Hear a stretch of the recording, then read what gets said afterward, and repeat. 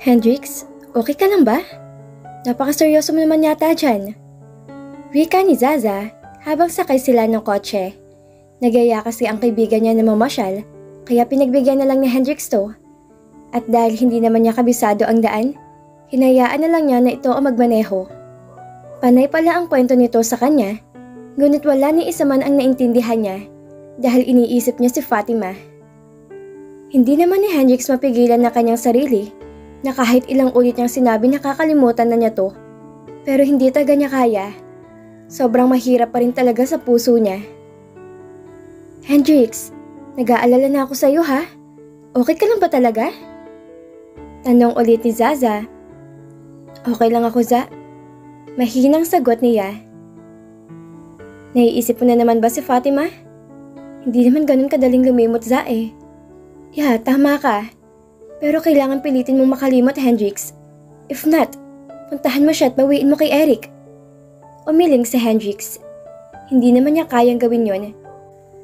Gusto naman niya maging masaya si Fatima. At kung ang kapatid niya makapagpapaligaya dito, nakahanda naman siya magpaubaya na lang. Nandito na tayo, Hendrix. Kalimutan mo muna saglit si Fatima ha? At mag-enjoy tayo dito. Maganda kayo mga tanawin dito. Di ba mahilig ka sa mga bulaklak? So andito na tayo ngayon sa Meraki Garden. Nakangiting sabi ni Zaza.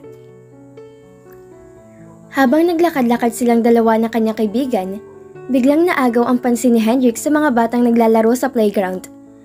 Ang saya-saya nila habang nakatingin naman sa kanilang mga ina. Bigla niyang naalala ang kanyang kabataan. Ni minsan, hindi siya nakapamasyal na kasama ang kanyang mommy. Ang daddy niya kasama niya nun sa pamamasyal, pero hindi naman palagian dahil busy din ang daddy niya sa negosyo. Kaya nga ang kanyang lola Lucita na lamang ang madalas na kasama niya. Hendrix, maupo tayo dito? Sabi ni Zaza. Teka lang. Parang gusto kong bumili ng ice cream. Nakangiting sabi nito. Mahilig kasi talaga sa ice cream ang kaibigan niya hanggang ngayon. Hindi pa rin maalis-alis ang katakawan nito. Maiwan mo na kita, Hendrix ha? Wika nito saka tumayo. Habang nag-enjoy siya sa pagtingin sa mga batang naglalaro, biglang may napansin siyang isang bagay na kumikinang. Bigla siyang nagka-interes sa tingnan to dahil malapit lang naman sa kanyang uupuan niya. Pinulot niya to mula sa semento at laking gulat niya na mapagtanto ang kwintas ito. Paano niya ba makalimutan ng kwintas na bigay niya kay Fatima noong kaarawan nito? Lalo na ang pendant na may hugis na kalahating puso at may nakaukit na letter H. Nasa kanya pa ang kalahati nito at may initial na letter H din. Bigla siyang kinabahan. Imposibleng kapareho lang to ng kwintas si Fatima. Kaya isa lang ibig sabihin nito. Nandito sa Meraki Garden si Fatima. Pinulot niya ang kwintas at nilagay sa bulsa ng kanyang pantalon. Naglakad-lakad siya, baka sakaling makita niyang dalaga. Umiling-iling siya, pero hindi talaga mahagip ng kanyang mga mata ang taong hinahanap niya. Laglag ang balikat ni Hendrix habang naglalakad siya pabalik sa bench na kinauupuan niya. Ngunit na muli siyang tumingin sa gawing kanan niya, isang masakit na tagpo ang kanyang nasaksihan. Nakita niya si Fatima kasama si Eric. Bigla siyang napaisip kung bakit narito sa Isabela ang dalawa. Naalala niya na binanggit to ng mami niya na taga-Isabela ang pamilyang kumupkaw sa kapatid niya. Kitang-kita ni Hendrix sa kanyang mga mata kung paano nagyakapan ang dalawa. Ngayon, mas lalo niya natitiyak na mahal talaga ni Fatima sa Eric at masaya na to sa piling ng kanyang kapatid. Hindi na niya kaya pang tingnan ang masakit na katotohanan yun. Bigla siyang napayuko kasabay ng pagpatak ng kanyang mga luha. Kabilin-bilinan pa nga niya noon na palaging susuotin na kwintas. Hindi naman to basta-bastang nahuhubad kung hindi sasadyain. Pero ngayon, tuluyan nang nawala ng pag-asa niyang muling bumalik sa buhay niya, ang dalaga. Kaya pala nahubad na ang kwintas sa leeg nito dahil hindi na siyang kailangan pa nito kahit kailan. Fatima, pwede mo namang sabihin sa akin kung anong problema mo. Makikinig ako, Fatima. Buong pag-aalalang sabi ni Eric. Nakikita naman niya sa mga mata nito ang sincerity at sa tingin niya ay may hinala na rin to sa tunay niyang kalagayan. Eric, buntis ako at si Hendrix ang ama. Mahinang wika niya, kasabay ng paglaglag ng mga butil ng luha sa kanyang mga mata. Wala si Fatima na narinig na anuman mula rito, kundi ang isang malalim na buntong hininga. Sinikap niyang pigilan ang kanyang sarili dahil ayaw niyang mapagulhol sa harap ni Eric. Tiningnan niya ang lalaki, ngunit nakayuko lang to, na tila waring may malalim na iniisip. Nakaraan ng ilang sandali, nag-angat to ng tingin at tumitig to sa kanya. Alam na ba to ni Hendrix? Malungkot na tanong nito. Umiling lang siya at huminga na malalim habang ang mga matay nakatutok sa mga batang naglalaro sa playground. Bakit hindi mo naman sinabi sa kanya, Fatima? May karapatan naman siyang malaman ng totoo. Useless na rin kung sasabihin ko sa kanya, Eric. Kasal na siya kay Jewel at mahal na mahal niya to. Gumagaralgal ang kanyang boses. Biglang hinawakan ng lalaki ang kamay niya kaya napapidlak siya. Fatima, alam mong mahal na mahal kita. Nakahanda kong tumayong ama na magiging anak mo. Magpapakasal tayo. Hindi ni Fatima inaasahang marinig yun mula rito.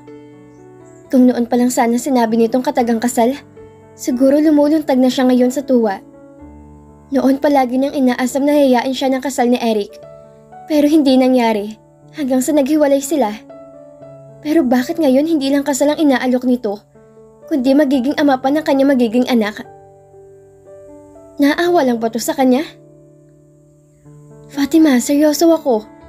Nakahanda akong tumayong ama ng batang dinadala mo kung papayag ka. Muling wika nito. Hinarap ni Fatima ang lalaki, tiningnan niya to ng tuwid. Eric, hindi maaari. Hindi naman ganun kadali yun eh. I'm sorry, Eric. Pero salamat na lang sa alok mo. Wika niya. Dahil ba sa hindi mo na ako mahal? Malungkot na tanong nito. Hindi naman sa ganun, Eric.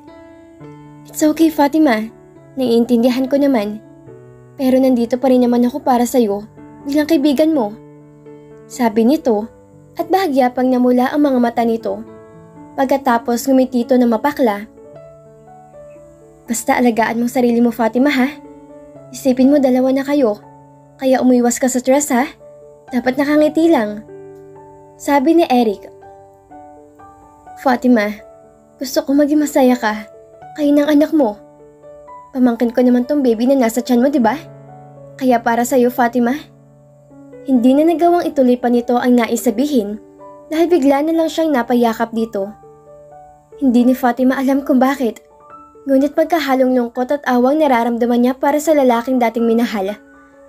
Biglang tumulo ang kanyang luha habang yumakap siya dito. Makaraan ng ilang sandali, unti-unti siyang kumala sa pagkakayakap nito. No more crying, Fatima. Nakakasama yan sa bata. Sabi ni Eric sabay ngiti sa kanya. Maya-maya dumating na si Kay at may dala na tong siomay at fishball. Binigyan sila nito ng tig-iisang serve. At dahil paborito naman niya to, agad niya tong sinunggaban. Saan ka ba nanggaling, Mars? Nalibot mo na yata itong Meraki Garden at bigla ka na lang nawala eh. Wika niya rito. Doon, Mars. Kumuha lang ako ng pictures. Super ganda talaga dito, grabe. Natutuwang sambit ni Kay. Ngunit saglit tong natigilan nang dumako ang tingin nito sa kanyang leeg. Mars, hinubad mo ba yung kwintas? Tanong nito. Nagtataka ni Fatima na tiningnan ang kanyang kaibigan. Hindi niya maintindihan kung anong ibig sabihin nito. Kinapa niya ang kanyang leeg at bigla siyang nabahala na maramdaman niyang wala na roon ang kwintas niya. Kailanman, hindi niya to hinuhubad kahit naliligo siya. Palagi lang tong nakasuot sa leeg niya. Kaya nagtataka siya kung bakit nawala to. Fatima, ano yon? Tanong ni Eric nang mapansin siya nitong hindi na mapalagay. Ang kwintas kong suot biglang nawala. Nababalot ng kaba ang kanyang puso. Tumayo siya at nagsimulang suyurin ang mga dinaanan niya kanina. Tumulong na rin si Kay maging si Eric sa paghahanap. Nakailang ulit na lang siya sa paglalakad na pabalik-balik, ngunit hindi pa rin niya to mahanap. Mars, Naiwala ko yung kwintas na bigay sa akin ni Hendrix. Gumagaralgal na kanyang boses. Isa lang ibig sabihin nito, Mars. Tuluyan na taga siyang mawawala sa akin. Bigla si Fatima napahagulhol na parang isang batang nawala ng pinakamamahal na laruan. Agad naman siyang inalo ni Eric at pinaupo sa bench. Pinagtitinginan tuloy sila ng mga tao roon dahil sa malakas na pag-iyak niya. Alalang-alala naman si Kay sa kanya dahil alam nito kung gaano kaimportante sa kanya ang kwintas. Kaya muli na naman to naglakad-lakad. Nagbabaka sakaling mahanap to doon sa mga dinaanan nila kanina. Hendrix, what happened? Ba't bigla ka nalang nag-ayang umalis? Hindi ka ba nag-e-enjoy sa Meraki Garden? Tanong ni Zaza habang lulan sila ng sasakyan. Hindi sa Hendrix umimik dahil masama pa rin ang loob niya. Kung wala na siyang halaga kay Fatima, kahit man lang tinago nitong bagay na binigay niya. Hendrix, ano ba nangyari sa'yo? Tanong ulit ng kanyang kaibigan at nang hindi na to makatiis pa, bigla to nagpreno at huminto sa tabi ng daan. Hendrix, ano nangyari pagbalik ko pagkatapos kong bumili ng ice cream? Bad mood ka na. Napabuntong hininga naman siya, saka dinukot ang isang bagay mula sa bulsa ng kanyang pantalon. Dahil dito, mahina niyang sabi. Kanino yan? Tanong nito, saka kinuha to at tiningnan na mabuti. Ikinuwento niya sa kanyang kaibigan kung kaninong kwintas ang hawak niya. Hindi nga ito makapaniwala na malaman nitong nandun pala sina Fatima at Eric sa Meraki Garden kanina. Ngunit nang sabihin niyang taga Isabela ang taong kumukop sa kanyang kapatid noon, ay kumbinsido tong nandito sa Isabela ang dalawa. Baka nalaglag lang talaga, Hendrix, at hindi sinadya. At saka bakit ikaw lumapit sa kanila nung makita mo sila? Tanong nito. Para ano pa, Za? Mas lalo ko nang napatunayan na mahal talaga ni Fatima ang kapatid ko. Nakita ko kung paano sila nagyakapan, kaya sobrang masakit. Tuluyan na si Hendrix na bumigay, kaya hinayaan na lamang niya mga bote ng luha sa kanyang mga mata. Wala nang dahilan pa para magtagal pa tayo dito, Za. Ngayon din babalik na tayo sa Maynila. May aasikasuhin lang akong importante sa opisina. Diba pupunta ka ng France para ipagpatuloy ang modeling career mo? Tanong ni Hendrix. Tumango ang babae, tumingin to sa kanya. Sasama ako sa'yo. Magfa-file ako ng indefinite leave at ipagkakatiwala ko na lang muna sa pamamalakad ng pabrika doon ng aking assistant. Sa isip ni Hendrix, kailangan muna niyang umalis ng bansa. Saka na lamang siya babalik kapag nakakapag-move on na siya. Kailangan niya makalimutan si Fatima dahil wala na tagang pag-asa pa para sa kanilang dalawa. Hendrix! Isang malakas na sampal ang tumama sa mukha niya nang bigla siyang puntahan ni Jewel sa kanyang opisina. Hindi na Hendrix alam kung sino ang nagsabi dito na nasa Maynila na siya. Wala naman siyang sinabihan. Baka may inutusan ng babae para magmanman sa kanya. Sir, sorry po. Bigla na lang po kasi siyang... Paumanhing wika ng kanyang sekretary na nooy nakasunod kay Jewel. It's okay, Miss Reyes. Iwanan niyo muna kami. Tumalima naman kaagad to at maingat na sinara ang pinto. You're gonna pay for what you have done, Hendrix? Sigaw muli ng babae. Ikaw pa ba ngayon ang may gana magalit, Jewel? Pagkatapos ng pambablackmail na ginawa mo sa akin? Now get out. Bago ko tuloy ang makalimot at mapatulan kita. Get out! Bulyaw niya rito. Bago umalis ang babae, ay tiningnan muna siya ng matalim na tingin. Hindi pa tayo tapos, Hendrix. Nang makaalis na si Jewel, napasuntok si Hendrix sa kanyang mesa. Hindi niya akala ay bigla tong susugod at mananampal sa kanya. That woman? Usal niya sa kanyang sarili. Tumayo siya at kumuha ng malamig na inuwin sa ref. Bigla na lang kasing uminit ang ulo niya sa biglang pagsulpot ng babae. Bumalik siya sa pagkakaupo sa kanyang swivel chair at sinikap na pakalmahin ang kanyang sarili. Sinikap niyang ibalik ang kontrasyon sa kanyang ginagawa nang bumukas ulit ang pintuan. Excuse me po, sir. Nandito po si Sir Attorney Leandro Alcantara. Wika ng kanyang sekretary. Please let him in. Tugon ni Hendrix. Pagkaraan ng ilang sandali, "Bro, kamusta?" Bati sa kanya ni Leandro na makapasok na to. "Yes bro, have a seat. Kamusta ang bakasyon mo sa Isabela?" "Ayos lang naman bro," sagot niya. "What's that frowning face bro? Dahil ba yan kay Jewel? Nakita ko sumakay siya ng kotse. I'm sure dito yun ang galing." Tinanguhan lang ni Hendrix to, pagkatapos nagpakawala ng malalim na buntong hininga. Matama naman siyang tiningnan ng kanyang kaibigan. "You look so battered bro. Halata namang wala kang tulog. Do you want some drink later?" Sabi nito. "Sige, ikaw ang bahala." Tugon niya. Maybe you need to have a break bro. Actually, ikaw naman to sa akin ni Zazang nangyari nung nagpunta kayo ng Isabela. I believe na mahal mo talaga si Fatima. Pero ang tunay na nagmamahal bro, hindi naman yan basta-basta lang nagpapaubaya eh. Seryosong wika ng abogado. Anong ibig mong sabihin bro? Na ipaglaban ko nararamdaman ko? Kahit alam ko naman na hindi ako lalaking tunay na mahal ni Fatima? Bro, minsan na ako nabigo sa pag-ibig. Masyado ako nagpadala nun sa aking emosyon. Kaya muntik na mapariwara ang buhay ko. At ayoko na mangyari ulit yon. Kaya habang kaya ko pa, ako na lang ang lalayo. Tugon niya. Ikaw ang bahala bro. So kailan ang alis niyo ni Zaza? Tanong nito habang abala to sa pag-scroll na kanyang Facebook. Ngunit na mag-angat si Hendrix ng tingin, nakita niya ang pangungunot ng noon nito na waring may binabasang hindi maganda. Bro, ano yon? Curious na tanong niya. I think, kailangan mo na magsagawa ng press release para naman marinig din ng publiko ang side mo. Kasi si Jewel lang tong dakdak ng dakdak sa social media eh. Remember? CEO ka ng pinakamalaking pabrika sa buong Metro Manila. Kaya sa palagay mo ba, hindi makaka-apekto sa image mo hindi mapagsipot sa kasal niyo ni Jewel? Wika niyang abogado. Tingnan mo nga tong post si Jewel 20 minutes ago. Pinalabas niyang siya ang biktima at kahit binalaan ko na siya na wag nang palakihin pa ang gulo, hindi pa rin to tumigil. Nagpapapansin lang yata tong babaeng to eh. Dahil matunog ang pangalan mo. Inabot ni Leandro ang cellphone nito sa kanya at nabasa ni Hendrix ang viral na post sa Jewel. Ipaglalaban kong karapatan ng anak mo, Hendrix Saavedra. Ito ang nakasaad sa post ng babae na pinagpiestahan naman ng mga madlang nais lang makisawsaw sa problema ng ibang tao. At sa ibaba ng caption ay picture nito at screenshot ng mga result ng pregnancy test ng OB-GYN. Ibinalik ni Hendrix ang cellphone kay Leandro.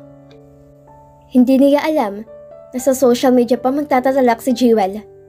Naka-log out kasi siya sa lahat ng kanyang social media accounts. Kaya kung hindi pala nabasa ng kanyang kaibigan ang post ito, marahil tuluyan na masisira ang pangalan niya. Bigla na lang kasi itong nawala sa isip niya dahil ang mahalaga lang naman napatunayan niyang mali ang mga binibintang na babae sa kanya. Kung siya naman kasi yung masusunod, mas gusto niya wag na lang patulan si Jewel.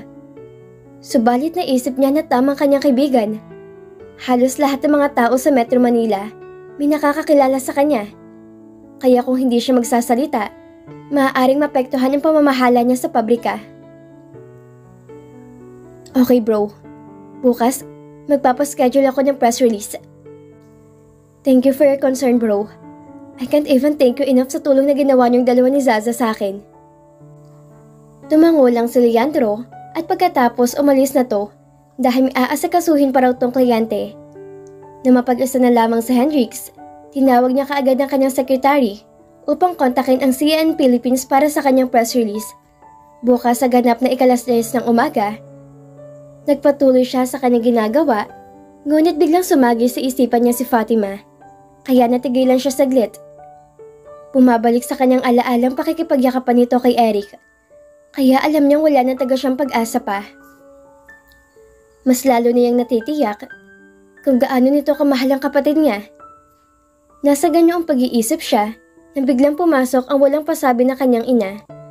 Nakasimangot at galit ang mukha nito nang humarap sa kanya na parang napakalaki ang kasalanang ginawa niya.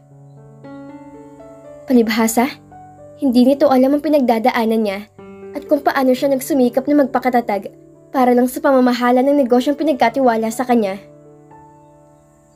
Buti naman at bumalik ka na, Hendrix. Ayusin mong gusto na ginawa mo sa pamilya ni Jewel.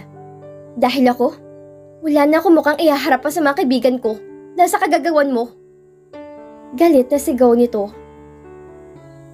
Yan lang bang mahalaga sa'yo, Mami? Ang isipin ng ibang tao? Bakit ako? Tinanong mo ba ako kahit minsan lang kung anong nararamdaman ko? Kung okay lang ba ako?